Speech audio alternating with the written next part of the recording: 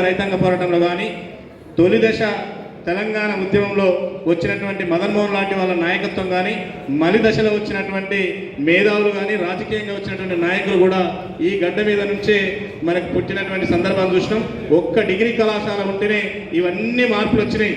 ఎందుకంటే ఒకనాడు పడమటికి ఎద్దు నమ్మొద్దు, తూర్పుకు పిల్లనియొద్దు. పడమటికి ఎద్దు నమ్మితే అది దున్ని చచ్చిపోతుంది, తూర్పుకు పిల్లనిస్తే నీళ్లు మోసి చచ్చిపోతుంది అనేటువంటి పరిస్థితి నుంచి ఇలా పరిస్థితులన్నీ తారుమారైనాయి. అంటే అది డిగ్రీ కాలేజీలో ఉన్నటువంటి తెలివి, ఆ తెలివి ద్వారా చర్చలు జరిగినాయి. ఆ కాలేజీ ద్వారా మనందరికీ జ్ఞానోదయమై సిద్దిపేట అంటే ఇలా ప్రపంచంలో దేశంలో ఒక పేరే విధంగా వచ్చిందో మనంతటిగా ఒక డిగ్రీ కళాశాల కారణమైనప్పుడు మరి యూనివర్సిటీ అనేటువంటిది కనుక ఏర్పాటు చేయగలిగితే, మీరు ఈ విషయంలో కనుక చొరవ తీసుకోగలిగితే మిమ్మల్ని ఎల్లప్పుడూ మర్చిపోకుండా గుర్తుపెట్టుకుంటారు సార్. అదేవిధంగా ఇంకొక చిన్న అంశం ఏంటంటే ఉద్యమకారులందరికీ ఖచ్చితంగా గుర్తింపు ఉండాలి. ఆ ఉద్యమకారులందరినీ ఎల్లప్పుడూ ప్రభుత్వం అనేటువంటిది గౌరవించాలనేటువంటిది ఒక డిమాండ్ ఉంటుంది. వాళ్ళు పదవులు అడగట్లేదు, ఫైనల్ అడగట్లేదు, కాంట్రాక్ట్లు అడగట్లేదు. కేవలం మేము తెలంగాణ ఉద్యమంలో పనిచేసినాం అనేటువంటి గుర్తింపు తొలి దశలో కానీ మలి దశలో కానీ పనిచేసినటువంటి వాళ్ళందరికీ ఒక గుర్తింపు, అది కలెక్టర్ స్థాయిలోనో లేక రాష్ట్ర స్థాయిలోనో ఇస్తే బాగుంటుంది అనేటువంటిది అందరూ మనసులో ఉన్నటువంటి మాట. ఇక్కడికి వచ్చినటువంటి విషయం కూడా అది. ఈ విషయాన్ని కూడా గుర్తుపెట్టుకోవాలని కోరుకుంటూ మరి సార్కు మనం ఏమో అభినందన చెప్తాం, సన్మానం చేస్తామని తోలుకొచ్చి మరి ఇక్కడ సమస్యలు చెప్తా ఉన్నాం. కానీ తప్పట్లేదు, అయ్య దగ్గర అవ్వ దగ్గర గురువు దగ్గర తప్ప ఇంకెవ్వరి దగ్గర చెప్పుకోలేము. ఎందుకంటే సార్ నాకు గురువు కాబట్టి గురువు దగ్గరనే సమస్య అర్థం కాకపోతే చెప్పుకుంటాం, ఇంకెవరి దగ్గరికి పోతే చెప్పుకోలేము. ఎందుకంటే అంగట్లో పోయి అవ్వ అంటే ఎవరి గుంటో బిడ్డ అనేటువంటి పరిస్థితులు ఉంటాయి. ఆ పరిస్థితిలో రాకుండా ఉండడానికి మరి గురువర్యులు నిజంగా ఎంత నిక్కచ్చిగా నిడారంభరంగా తెలంగాణ ఉద్యమం ప్రారంభమైనటువంటి తొలి దశ నుంచి నేటి వరకు నిర్విరామంగా పనిచేస్తూ అలసిపోకుండా నిలబడ్డటువంటి వ్యక్తి సారు. మరి అదేవిధంగా తెలంగాణ వచ్చిన తర్వాత కూడా తెలంగాణ సమస్యల పట్ల నిలబడ్డటువంటి వ్యక్తి, కూడా నిట్టారుగా నిలబడ్డటువంటి వ్యక్తి జయశంకర్ సార్ వారసత్వాన్ని కొనసాగిస్తున్నటువంటి వ్యక్తి. మరి సారు ఇంకో విషయం మీకు మనందరికీ తెలుసు, అందరూ అధికారం కావాలి, బుగ్గకారు కావాలి, నాకు సెక్యూరిటీ ఉండాలి, రకరకాల ముందర 10 వెహికల్లు వెనుక 10 వెహికల్లు ఉండాలి, ఆ ప్రభుత్వ యంత్రాంగం ఉండాలని కోరుకుంటారు. కానీ సారు ప్రభుత్వ యంత్రాంగం వద్దు, పోలీసు వాళ్ళొద్దు, నేను ప్రజలతోనే ఉంటా, ప్రజలతోనే కలిసిపోతా అని చెప్పి చివరికి సెక్యూరిటీని కూడా వద్దని చెప్పి నిలబడ్డటువంటి వ్యక్తి.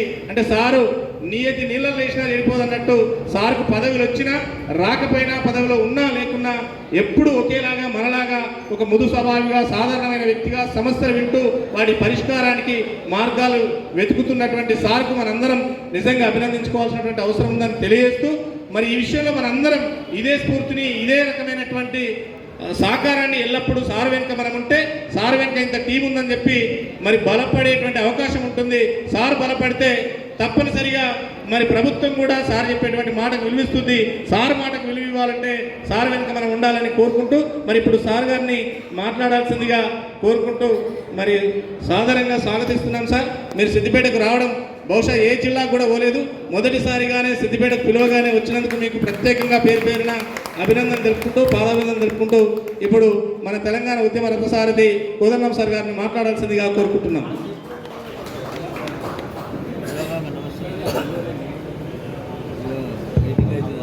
సభాధ్యక్షులకు, వేదిక మీద ఉన్న పెద్దలకు, మీ అందరికీ కూడా పేరున వందనం. నాకు అర్థమైపోయింది సన్మాన సభ కాదు, సమస్యలు చెప్పుకునే సభ అని. నిన్న నాతో పాటు ఆర్ట్స్ కాలేజీకి హరగోపాల్ సార్ వచ్చిండు. సార్ కూడా అన్నీ అయిపోయినాక అన్నాడు, సందర్భం సన్మానం కానీ వాస్తవం ఏంటంటే విషయాన్ని మాట్లాడుకోవటమే అని. మనకు అది అవసరమే, ఏ సందర్భం అయితే కానీ అది అవసరం. అయితే ఇట్లా ఎందుకు జరుగుతున్నాయంటే 2 కారణాలు ఉన్నాయి. మొట్టమొదటిసారి ఉద్యమకారులుగా మనం మన సమస్యలు మాట్లాడుకోవటానికి ఒక వేదిక అనేది అవసరం. ఆ వేదిక ఏర్పాటు చేసుకుంటున్నాం, ఏదో ఒక పేరు, మొత్తానికైతే ఆ వేదిక అవసరం. ఆ వేదిక మనం ఏర్పాటు చేసుకుంటున్నాం. రెండోది ఏంటంటే నాకు చాలా సంబరం కలిగించే విషయం, మనోడే ఎమ్మెల్సీ అయిండు కాబట్టి పోయి చెప్పవలసిందే. ఇంకొకరైతే చెప్పలేం కాబట్టి పోయి చెప్పుకుందాం అనేది ఒక ఆలోచన అందరిలో వచ్చింది. నాకు కూడా సంతోషమే అనిపిస్తున్నది. ఆడిదాకానైతే చేరుతాయనే నమ్మకం కూడా ఉన్నది అందరికీ. గవర్నమెంట్ దాకానైతే పోతుంది ముచ్చట, ఎవరో తీసుకుపోయి చెప్పైతే వస్తారు అనే ఒక విశ్వాసం కూడా అందరిలో ఉంది. ఇది నాకు సంతోషాన్ని కలిగిస్తున్నది. తప్పకుండా మనమందరము ఈ విషయాలపైన దృష్టి పెట్టవలసిన అవసరం ఉందని అంగీకరిస్తూ, కొట్లాడి తెలంగాణ తెచ్చుకున్నాక అందరం ఏమనుకున్నామంటే మనోడే గవర్నమెంట్లో ఉంటాడు, ఇట్లా పోయి చెప్తే పనులు అయిపోతాయి అని చెప్పి ఆ రోజు అందరం కూడా ఆశపడ్డాం. వాస్తవానికి తెలంగాణ ఏర్పడ్డాక నేను ఒక వారం 10 రోజులకు అనుకుంటే సెక్రటేరియట్కు పోయినా. సెక్రటేరియట్కు పోతే అంటే జూన్ 2 ఆవిర్భావ దినం తర్వాత ఒక 10 రోజులకు సెక్రటేరియట్ పోతే అక్కడంతా చిన్న చిన్న పిల్లలే, 18, 23, 24 మధ్య వయసున్న పిల్లలు. నాకు సెక్రటేరియట్ అంతా ఎట్లుంటే రా సార్ నీకు మొత్తం చూపిస్తామని తీసుకుపోయి అప్పుడు ఒక డీ బ్లాక్కి మొత్తం తిప్పి మొత్తం సెక్రటేరియట్ చూపించి గిదినికి ఇంతకాలం మనకు తొవ్వ దొరకలేదు సార్, ఇప్పటికి తొవ్వ దొరికింది అని. చాలామంది మంత్రులేమో జనం ఇట్లా వస్తే మేము ఏం చేయాలి, అరే జర చూడని సార్ కళ్ళ నిండా చూసినాక తర్వాత మీరు గేట్లు మూసుకుందరు కానీ అప్పటిదాకానైతే రానియండి చూడనియండి, ఇంతకాలం కాట కలిసిపోయినాం మొట్టమొదటిసారి ఇక్కడ కలుసుకుంటున్నామని చెప్తే వాళ్ళు కూడా ఏమనలేవు. ఒక 2 నెలలు వదిలిపెట్టిండు సెక్రటేరియట్. అక్కడ వెళ్ళి చూసి అంతా అయిపోయిన తర్వాత మనం ఏమనుకున్నామంటే ఇంకా ఇప్పుడు ఏదున్నా ఇక్కడికి వస్తే అయిపోతాయి సార్, మీరు ఏదన్నా ఉంటే మాకు చెప్పండి, మీకు ఎక్కడికంటే అక్కడికి మేము పోయి తీసుకుపోతాం చెప్తామని.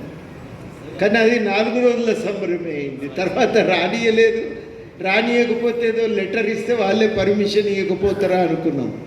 కానీ లోపలికి పోతే మేమేం చేయగలం అని అనటం మొదలైంది.